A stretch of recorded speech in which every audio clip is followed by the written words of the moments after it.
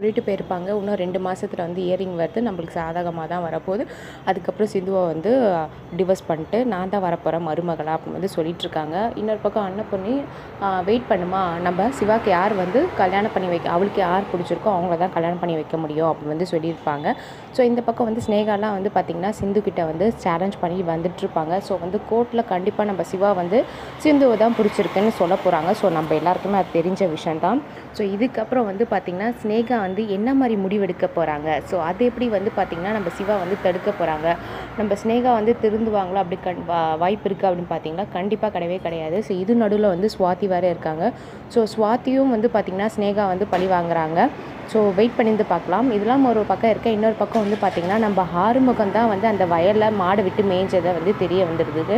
இதெல்லாம் பண்ணது வந்து பார்த்திங்கன்னா உனக்காக தான், நீ எங்கே என்னை விட்டுட்டு போயிட போறியோன்னு சொல்லிட்டு தான் புரிய வைக்கிறாங்க. பட் வந்து பார்த்திங்கன்னா நம்ம பைரவிக்கு புரிய மாட்டேங்குது. பைரவி வந்து 6 மாதம் ஆயிடுச்சு நான் கிளம்புறேன் அப்படின்னு வந்து சொல்கிறாங்க. ஸோ நான் லாஸ்ட்டில் தான் தெரிய வருது சஞ்சயோட உண்மையான முகம் என்னன்னு சொல்லிட்டு. ஸோ பைரவியும் ஆறுமுகம் எப்படி சேர போகிறாங்கன்னு சொல்லிட்டு வெயிட் பண்ணியிருந்து பார்க்கலாம். தேங்க்யூ.